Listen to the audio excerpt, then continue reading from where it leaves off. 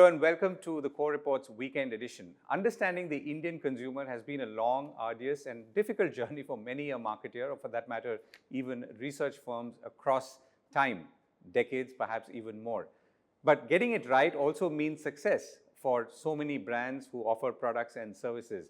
But also you have to remember that the market itself is evolving, consumption is increasing, incomes are going up. How do you keep track? I'm pleased to be joined by Rama Bijapurkar, a business advisor, independent directors on board of many companies, and most of all, well known as someone who brings a very sharp understanding of the Indian consumer and his or her likes and dislikes and what changes or has been changing over the years. And the context is a new book that she's written. It's called How Small is Driving India's Mega Consumption Story. Rama, thank you so much for joining me. So I'm going to have a conversation with you picking up from your book and then going into 3 or 4 areas. So let me define that for those who are listening, watching, as well as yourself. So one is to, I think, understand the consumption story at a very broad level in India. How does it get split up into? You know, there's a rural-urban divide. There are a lot of discussions and debates on that. There's the definition of the middle class itself, which is obviously evolving, but again, seems to be, a matter of debate. Basis all of this, obviously, people make decisions on entering the market, where to enter, products to produce, services to serve, and so on. This is the consumption side. The other side is the income side. And there are some interesting aspects which you brought out about the nature of income itself. I mean, there are so many people who, for example, work in the unorganized sector. So therefore, the incomes are not consistent, and therefore, to take a bet on what you want to sell to them, assuming consistent income, is therefore maybe wrong. The next part I thought we'll focus on is looking ahead. What is driving India, and what is driving India's consumption, desires, what aspirations, and so on. And finally, how do we measure all of this, and where are we perhaps going wrong in the measurement of it, and where are we perhaps going right? And the measurement, I'm not talking about only government data, but data in general, and how could we better triangulate and so on. So this is what I'm going to talk to you about. So let's come back to now talking about consumption. And let's start with the title of your book itself, where you talk about Lilliput, and you've said, how small is driving India's mega consumption story? So what does that mean? Well, first of all, thank you. And that sounds like a formidable list, so let's do the best I can. All from your book. All from my book, yeah. Okay. It's called Lilliput Land because of the simple fact that we are a large economy with lots and lots and lots of small consumers or modest income people who earn and spend a little bit each. You know, we are below 100 in per capita income, but we're in the top 5 heading to 3 on the total. So that's, and we're served by small suppliers, and we'll talk about what happened to the large businesses, and everybody's yoked together now with billions of small digital transactions. And so to meet the Lilliput, which is from Gulliver's Travels, which is a large army of small people who together can be giant slayers, and in its very simplest form, that's a story that really appeals to me. That if we are the future of the world, then we are the future of a large army of formidable small suppliers, small buyers, and digital transactions. And that's why I call it Lilliput Land. And I don't see this changing. We haven't seen consolidation in spite of betting on it over the last 30 years. I mean, we haven't become consolidated and large in scale. In fact, if anything, we're fragmenting, right? And now with Insta and everything, everybody can get on a shop and have their little catchment area of people. So I think that if that's the nature of the beast, and I've also talked about how the new digital business models actually exploit this and harness all the small together. And that is really the future of India. So it's a little bit of that the mega is big, but hey, please note that it is a lot of micros. It's little drops of water, little grains of sand. That's the thought behind the title. Right. So let's pick on the consumption side now, and we'll focus on maybe the most biggest conundrum of all. Where or what is middle class India? Wow. So I have lost a lot of friends by arguing this, and the middle class right now, I think. I have a joke in the book which nobody understood who is below the age of 60, but I'll still try it on you. So somebody is asking, how old are you? And the person says in age or in yen. And he says, well, how can you measure age in yen? And he says, well, I am whatever 65 years old in years, but in yen I actually yen to be 24, which is what I desire to be. Somebody asked me, is this a currency conversion joke? So I'm clearly out of sync. But so I think that we want a large middle class because that's what we put out to people in order to be able to get foreign investment, and the growing middle class is like a bait or for the whole thing. And so we say everybody between X income and Y income, and if you look at the X and the Y income bands that people generally use for middle class, it will cover my driver with a maid who works in my house as much as it will cover someone from a junior executive from maybe not my graduating class at Ahmedabad, but certainly from most other places. Then I went back to saying, why do we look at a middle class at all? Because a middle class, and it's all there in, I studied physics, but I'm assured and I found out that it's all there in the sociological literature, that a middle class is supposed to be a group of people who are able to power the country and shape society, shape consumption, shape the economy, because they have surplus incomes, they are better educated, they invest those incomes in terms of making their children have social mobility to go to the next stage of life, and they're resilient most of all. So this our definition of between X income and Y income, if you don't apply any of these filters, we can have 400 million, 500 million, 300 million, any number. But if you apply these indicators, and I have written about this in the book as well, of how many people, income collapse post-COVID, right? There has to be some resilience. You have to have some predictability of income. That's the most important thing. And you can be self-employed, but there has to be predictability of income. There has to be some skills, not just own account workers doing stuff. So if you take all that, then it is the top 20% with difficulty that really, really, really qualify for much of this. So I would say the middle class definition, and compared to the global middle class, I mean, in any case, we're nowhere. So if you look at the top 10 or 20% of us, we're very, very close to the poverty line of America. So, I mean, I think there's global comparisons. The World Bank does have comparisons, and you've that's used that fine. as well, yeah. And I've shown that there are ways to compare if you want to compare. But different people look at middle classes for very different reasons. And I think we should now look in terms of saying, how do we build, if our middle class, such as small as it is, our genuine middle class, has actually powered us thus far, then if you take all of middle India sitting in the middle between income X and Y with none of these other characteristics, if we can actually create, do better for them and give them the resilience and give them what it takes to invest back in their lives and their children's lives, then how much better can we be? Right. So I would say let's apply these criteria, because that's why we're looking at the middle class. So that's a policymaker's view. Yeah. But what would be a marketer's view? A marketer's view would also be this: you want predictable income. Today, look at, I've had at least 5 TV channels saying, oh, whatever happened to consumption? Where did the middle class go? Why did this collapse? Why did that collapse? I mean, basically, a lot of them had no predictable income, no particular jobs. I think to the marketers, I am saying that, look, when you think about the middle class, I mean, it's again, I had a spiritual teacher once who said, somebody asked him, am I depressed or am I detached? And he said, if you are one, if I tell you you're one, you'll go and get medication. If I tell you you're the other, you'll celebrate your rise up the spiritual value chain. But the fact of the matter is, I'm saying call everybody middle class. I'm an academic, I'm saying let's give everybody an A. Now let's get down to the fact that the incomes are as low as they are or as high as they are. There is a group with steady incomes, there's a group with itinerant incomes. The strategy, so what of this is that you have to have many horses in a multi-pronged race, because somebody's going to be up, somebody's going to be down. And also, if you're an insurance company and you only want to sell insurance to people with predictable incomes and formal jobs, you're addressing a very small part of people who actually need that. So I'm really saying, forget the labels, start looking at incomes, looking at occupations. We hate discussing occupation, and occupation is our little secret.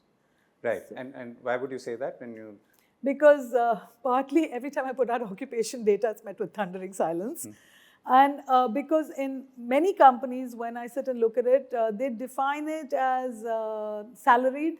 Now, a regular salary, if you leave aside a lot of our domestics who never got a regular salary when COVID happened, and what we call grade 4, the watchmen and the security and the liftmen and the Swiggy boys and people like that, actually all of them are more own account workers. So there are large swaths of the consumer base which are locked out by way of occupation, which is why we have a lot of these discussions on where did consumption go. 1/3 of India is actually dependent on casual labor. So obviously when the construction industry has a bad time, these guys will have a bad time. And so you then sit as a stock market analyst and say, Hindustan Unilever results are X or Y or Z. It doesn't make sense. So I think the point is, can we just embrace it for what it is? And then you start looking at how you want to hedge your risks, what costs you want to put in and invest for the long term. And what's changed in this? Or are you saying that this has really been the same all through? I think what's changed, so for example, as I also say in my book, that people who are coming out of the agricultural labor workers, when they come to the cities, been replaced by the Swiggy boys. I mean, I really don't see a fundamental difference in, other than the fact that one speaks a little more English. Maybe as a result of being in the city, you have a bike and you earn, you're less dependent on the monsoon, but you are more dependent on whether there's a cricket match or not a cricket match, and so on. So I think what's changed is, I think, the digital world, which allows a lot of these people to function more efficiently than they used to function before. But otherwise, our occupation profile is not great. What's changed is a lot of aspiration. I will, I want my own business, thoda Insta pe karenge. The vegetable seller says, ab WhatsApp pe 5 baje tak subah bhej do broccoli, all the high-end vegetables that you want, and thyme and rosemary. Main jaake khareed ke launga. So he's seeing it as a way of increasing his income without actually stocking the damn thing, using WhatsApp. And we can't dismiss that. That is actually the mother of all digital, as we know, right? And so I think that's what's changed. Right. Okay. So I'm going to come back to middle class in India in a bit. Let's look at the rural-urban matrix. So you've 2 points that you've made. One is, I think you've said how half of India's richest 20% of families live in rural India. I mean, a fact I think people are now beginning to embrace. So what is truly rural in that sense, at least from a consumption point of view? On the other hand, 70 to 80% of poor people also live in rural India. So how are people either interpreting or not interpreting this intersection? Many narratives. Welcome to India. One lot believe that all of rural India is poor. So when rural India starts doing well and consuming more motorcycles or smartphones or whatever, everybody's saying, "Oh wow, India's got richer." I think that's wrong. There's a fallacy there. Then there are some people who are saying that I will focus on peri-urban, semi-urban, because also our urban-rural definitions, as has been written about, are a little bit dodgy and need to be changed. So many people are saying, let's look at peri-urban, semi-urban, urban, which is that twilight zone between the urban and the rural. And let's look at that, and that is our primary focus, and we will drive rural from there, which is the second way in which people are looking at it.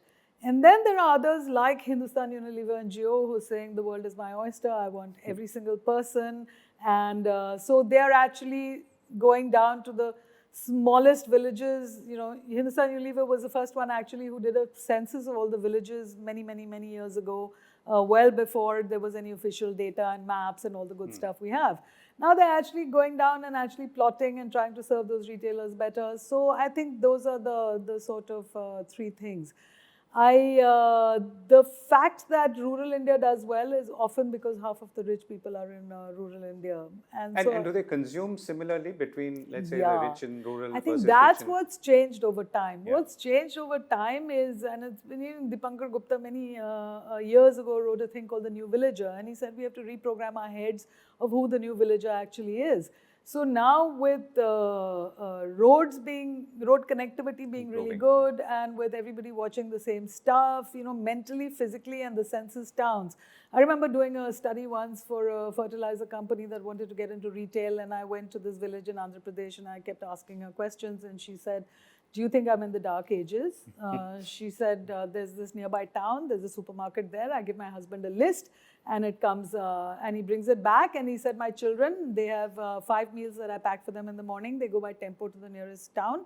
And so I'm not a villager." So I think this village, and village roads are often better now, as we know, than non-village roads and than Marine Drive roads.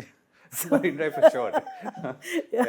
So I think the coalescing has been, is coming much closer together. Okay, so there is a coalescing in the income bracket for sure, And in the mind space. and in the mind space. What is not coalesced?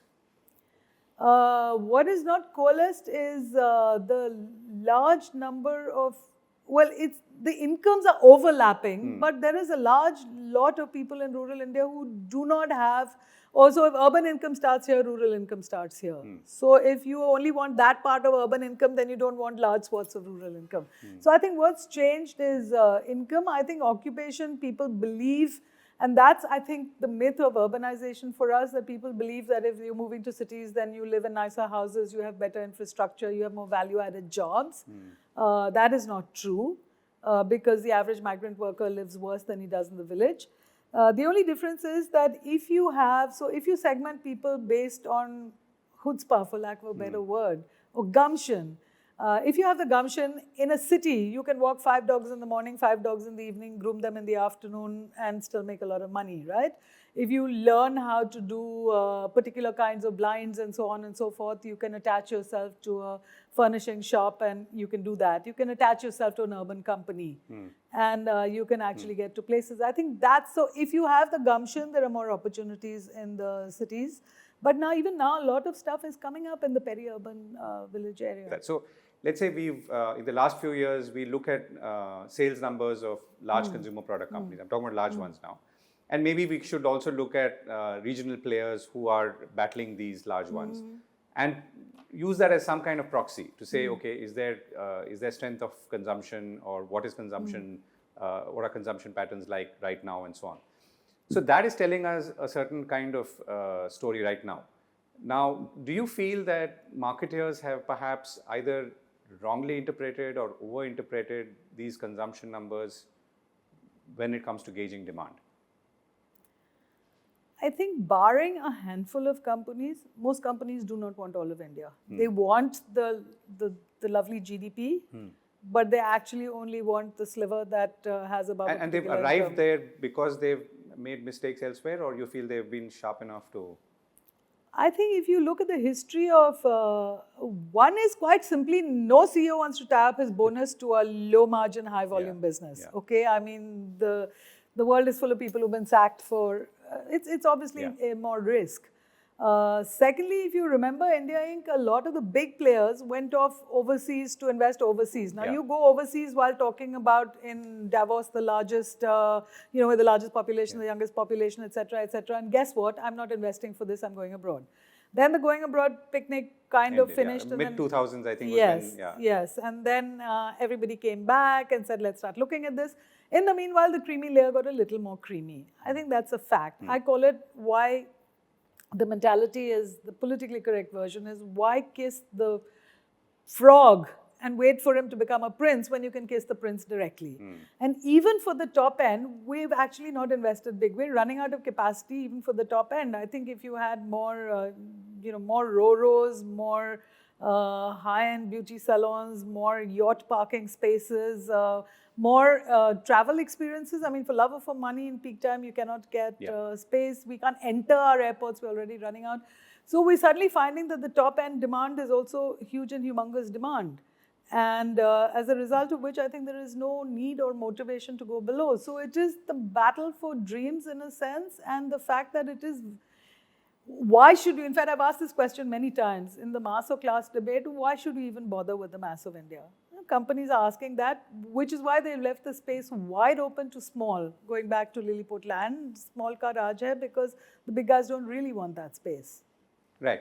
So, when it comes to behavior, and you look a lot at behavior itself, one of the things I noticed, and I don't know if it links to what we were talking about, is how people buy, let's say, motorcycles. And normally, and including people like me, I guess, I may look at the top cut numbers and say, okay, so many thousands of motorcycles are selling every month, but not really trying to understand. And if those numbers go down, then we form a certain opinion on overall economic conditions and so on. But what you're saying is that, for example, many motorcycle owners are also car owners.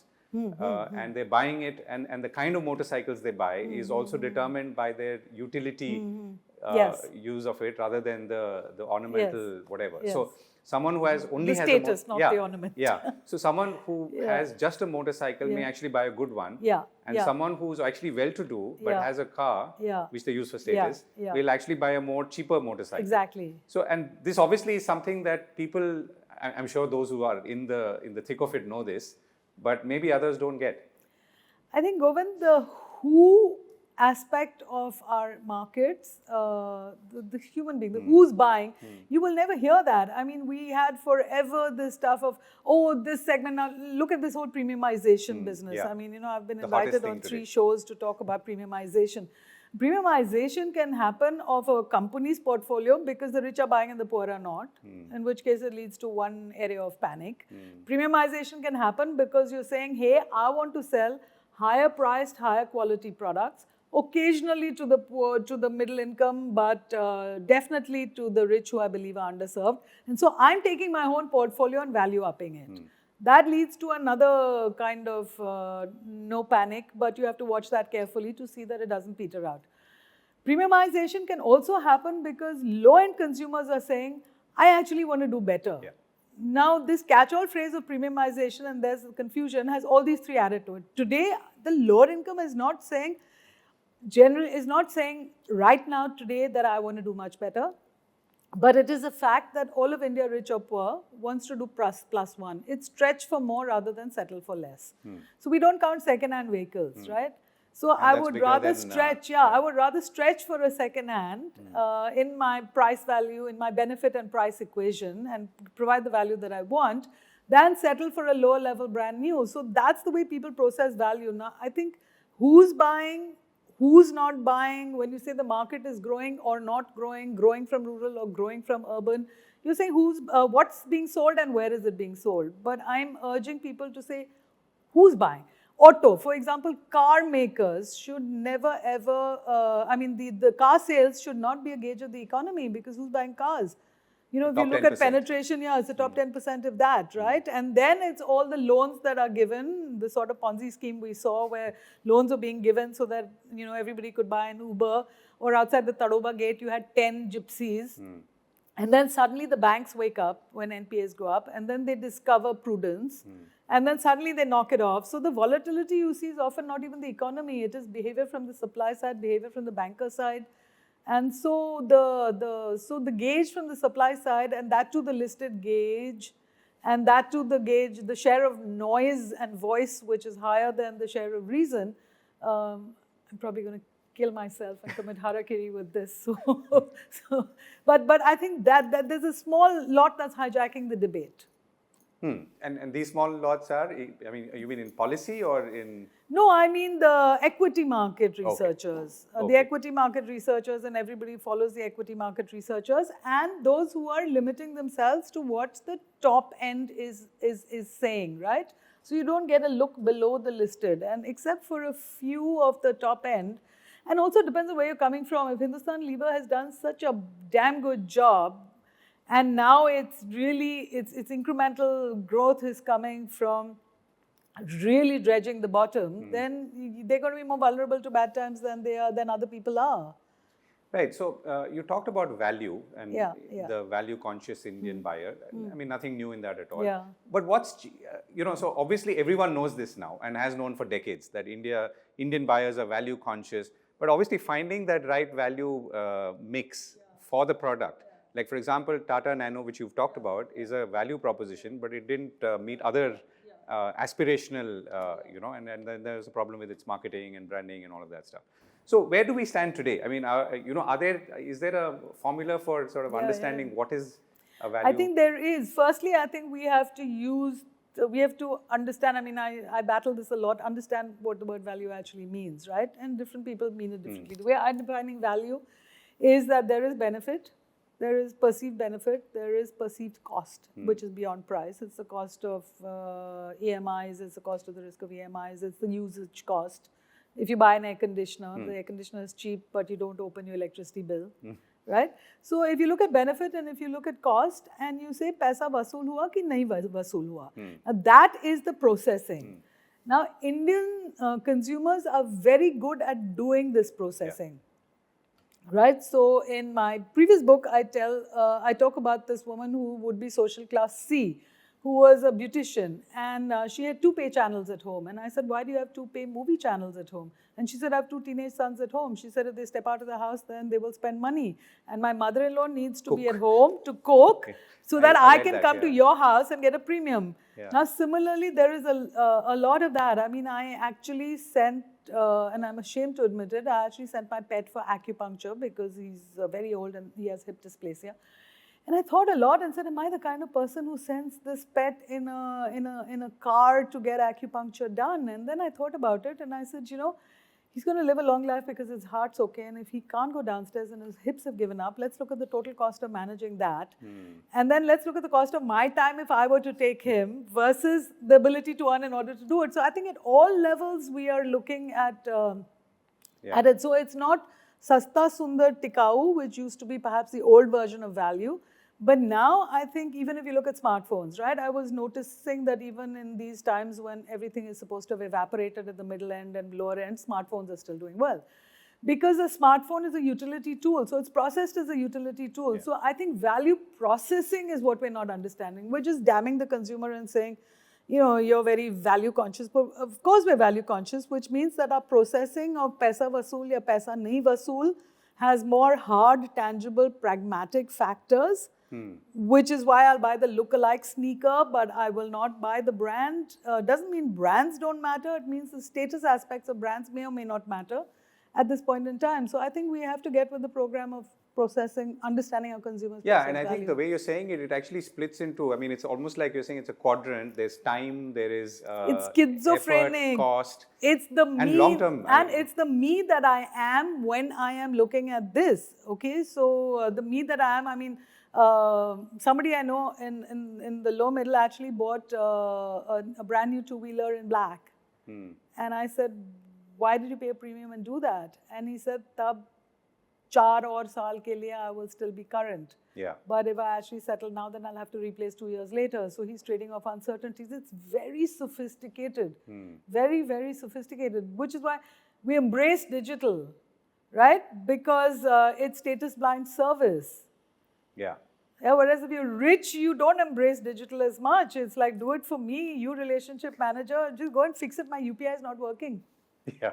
Speaking about digital, you've come down, if I can use that term, on digital marketing and what people call performance marketing, or the anonymization, the anonymization of the consumer. Yeah, yeah. Why is that?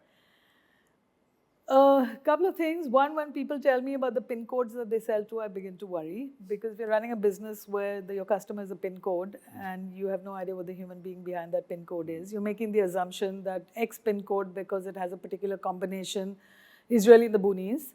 But you could actually have 5 rich people, and someone told me that there were 2 very expensive pieces of lingerie that were bought in that particular PIN code. And I was thinking, what kind of person would be buying that kind of lingerie in that PIN code, and would there be more such people and more such PIN codes? And I think it stops the thought of the who. The minute you stop the thought of the who, then what is the value I'm adding to whom? I mean, the dharma of all business is to add value to someone and extract value from someone. So if the first piece is a PIN code, and that was my point, and the other thing I think I said about this whole performance marketing stuff is that it's a do again, it's an observe and do, and I wanted to know what was the learning in the do, learn, do cycle about the people you're trying to serve. So it's a people orientation that I've come down hard on, or the lack of it. Okay. So we were talking about digital marketing. So let me move on to supply. Since supply and demand are it's almost like a central theme in your book, and you've always said that supply lags demand. So let me pick up on the supply side. So companies or firms want to become big because they want to achieve economies of scale, and therefore, derive profit and everything that companies do. So like a levers is doing so. Now that in some ways is conflicting with, let's say, a lot of arguments that you're making. That, because in a land of Lilliput, a large company has limited play, or there cannot be too many large companies because you cannot standardize beyond a point. Or it's tough to standardize beyond a point. So what does that mean then? I mean, does that mean that there's really no space for large companies and standardized products, because that's the only thing that they can do? I don't think I'm saying that in the In context the way of I asked land of for, yeah, sure. Lilliput. No.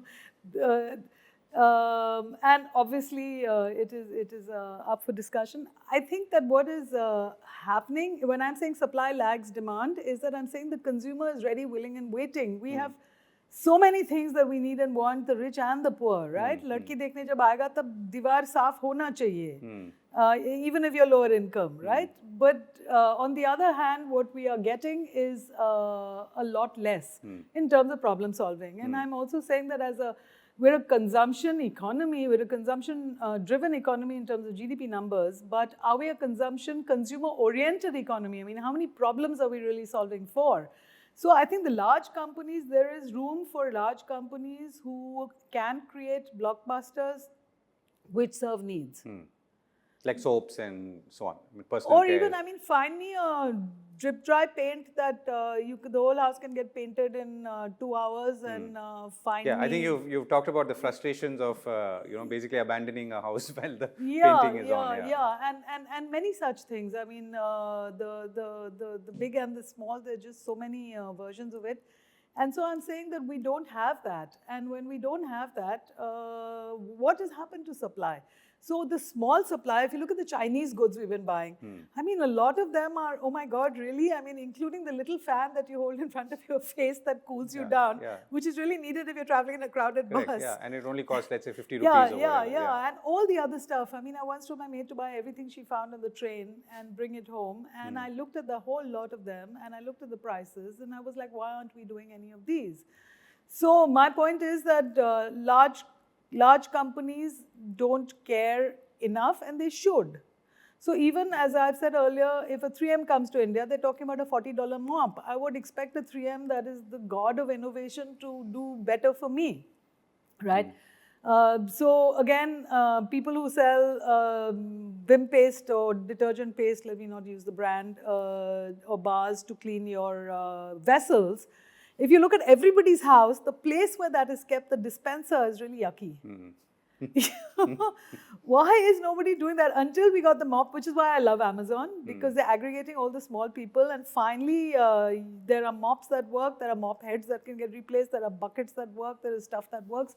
So I'm really saying, who is going to serve this consumer? I'm not saying it's not possible to build scale. I think my argument is that it would be nice for, I've said what's wrong with small companies. What's wrong with small companies is that they're not building enough scale to have enough surpluses, to put it back into R&D, to be able to do better, to be able to build brands, and to be able to serve consumers better. So we want large companies like demographics, if I may call it, firmographics, which are in the right place, but we want small company like consumer orientation. So barring a handful, we're finding it for the top end to some extent, but not otherwise. I mean, until Indigo came, we didn't know that there were all those little snacks that you pour water and heat and eat. I mean, why not? Right. And you also talked about, many other kind of brands, including IKEA, where you feel that they've managed to bring together a fair degree of consumer understanding and pricing. But I've said that you want your mega stores, and I've said that why can't you have little stores and a much greater online presence, because that's what I actually want. And you will, of course, now you're doing it. You have a battalion of people who will come and assemble for you so the chair doesn't look like a table and other such stuff. So it's just the general consumer orientation, as in the, am I adding value, am I solving a problem, how many problems are unsolved, what can I do for the unsolved problems that I'm really not seeing. Okay, so this is the consumption part. Let's talk about income, not for so long, but let's talk about income for a moment. So incomes in India are, again, there's obviously a top part where incomes have grown and grown phenomenally. There's the middle part where it's been a little more stable. And there's the bottom part, which I guess happens in most countries where things have not grown. So how are you seeing the discussion on incomes, and why do you feel that there is not sufficient discussion on it? Firstly, there's not sufficient data on income. You know, every time I see with attribution to some big think tank or consulting house or other pundit academic institution putting out income numbers, I'm thinking, have you done a survey? Do you know what the cost of that survey is? I haven't seen the survey being done. I'm seeing a lot of analogous schools, and I've come down hard and always have on this analogy school of, where you have per capita income on one side and consumption of everything on the other. I mean, we'll never drink Coke even if we wanted to, except now we know that most people are preferring water because we don't have enough loos outside, right? So so it is really, it's not an analogy. It is today we would rather send our kids to a better academic institution than buy a new something else for the household. So those are our priorities. That's the way we are, and it is relating to the state of our public goods and so on and so forth. So I think the income measurement is not there.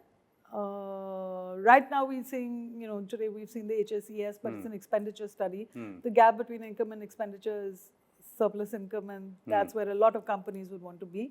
So one is, and secondly, where there is income data, a lot of companies are choosing not to buy it. There are 1 or 2 or 3 standard items of income data, and it's there as chart number 2 or 3 or 4 in a presentation, after which it's largely ignored, right?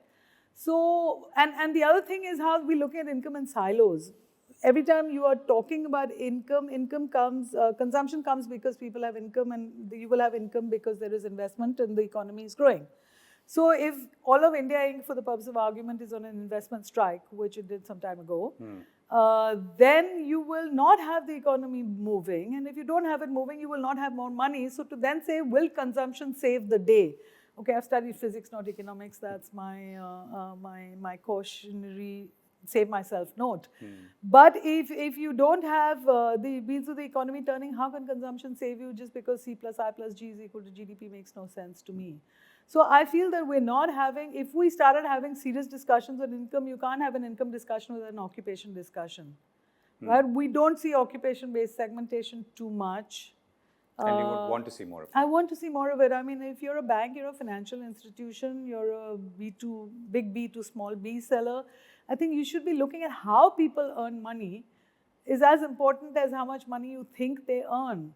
So I feel that we don't have income data, we don't have enough discussion around income data.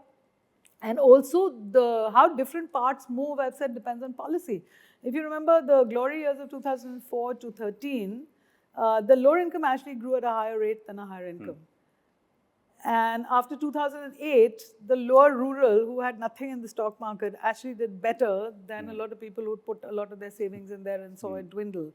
So policy determines who's growing and who's not growing. Occupation determines it. So it can't be a GDP number in isolation and per capita GDP, because I mean, you can have, if you're Russia, per capita GDP will increase if the price of oil goes up and your GDP goes up. So I'm saying a people-based view of where are you earning from, how are you earning, how much are you earning, how predictable and stable is your earning. And we know that nobody has surpluses, right? Except for the top, and all of surplus income is in the top 2 segments. And I feel that if we When you say top 2 segments? The top 40%. Yeah, okay. Right? In fact, mostly That's in the top 20%, yeah, a little bit in the next 20. So when you say, oh, saving rates have come down, saving rates have come down, saving rates have come down, I mean, who's saving rates? So I'm saying every time we have a phenomenon, I mean, my dream is that you have the macro consumer discipline that marries the macroeconomic discipline. And so every time we talk about the economics, let's talk about what happens to people. So right now, no one's really interested in income data. And why is that? That's a very strong statement to make. No one's interested in data. Yeah, I mean, you try and sell income data today, it's going to be a hard sell. I think the reason for that is that right now, people are still serving the rich end. The rich end, the metros, by distribution, where it goes. I don't think, even if it weren't for the Reserve Bank of India, we would not be having universal bank accounts. And DBT and all of that. Yeah, you've forced people to not talk about cost income ratios, and you've said, I don't care how it is, you are going to have to serve everybody, at which point then there were ways that were found, the banking correspondents, the rural banks, the digital banks, in order to be able to take care of this. So when I say no one's interested in income data, I think the knowledge of more precise income data is not going to make much of a difference to strategy today.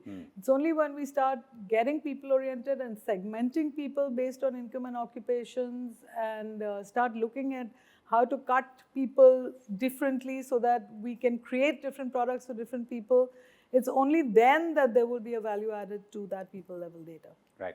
Okay, so you've answered in some ways my potentially last question, which is on measurement and how that contributes to all of this that we've talked about. So what in your mind are the couple of things that we get right on measurement, and what are the things that we're getting wrong? So the benchmark for this can be anything. It could be within India, and it could be maybe what you think are best standards or best case standards in somewhere else in the world.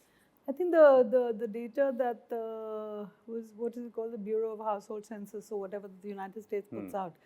I mean, you're getting a fairly accurate reading of what is happening on that, right? So I think of late we are seeing better. For example, the employment-unemployment survey that the NSS has put out, the multi-indicator survey that they talked about, is really nice. We'd like to see it come more often. And the other thing that we don't have is a single indicator view.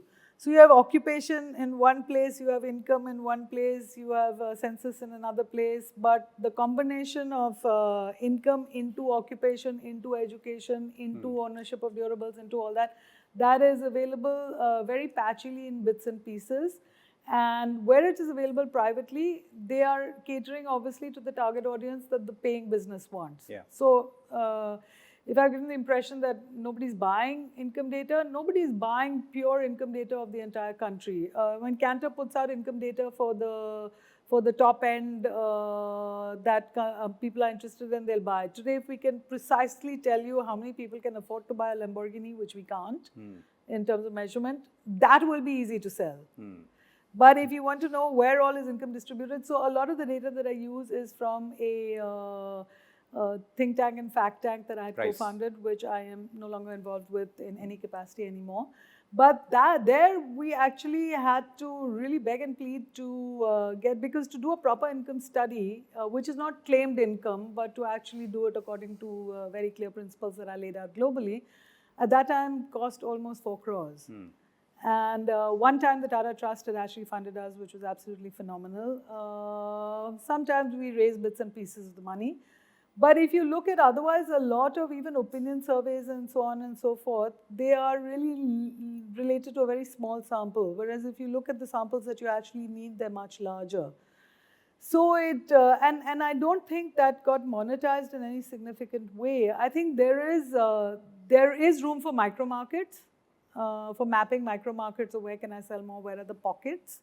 But often the samples don't allow you to do the precise micro market targeting. So it's hard. So, the example that which you used, you said that, there are 4.4 million houses which have a car, an air conditioner, and a washing machine and a laptop. But if you take two-wheeler plus refrigerator plus color television, that becomes 114 million households. And that's 37% as opposed to 1.4% for the other thing. So what is this telling us? I mean, if I were to sort of conclude on this, in the starkness of this, and yet, all of this merges. I mean, unless I look specifically and I say, oh, there's a car here and there's a two-wheeler here, and there's an air conditioner, there's a refrigerator. So the homes seem pretty similar, but there's a big gap.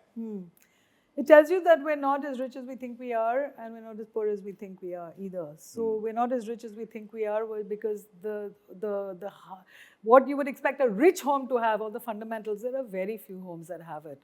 But so if you're thinking lap of luxury and knees of comfort and bony knees, I think that the bony knees have got it. The other thing that it also tells you is that price drop plus income rise together will give you a fairly significant amount. So the two-wheeler guys have actually worked very, very hard, and the two-wheeler is also a productivity tool, right? So where you are adding value to the consumer, where you are, a refrigerator also is a productivity tool, right? So where you have demonstrated, going back to our value discussion, where you have demonstrated value in terms of price and benefit, I think it's taken off. If you didn't have financing for these, it would not have taken off as much.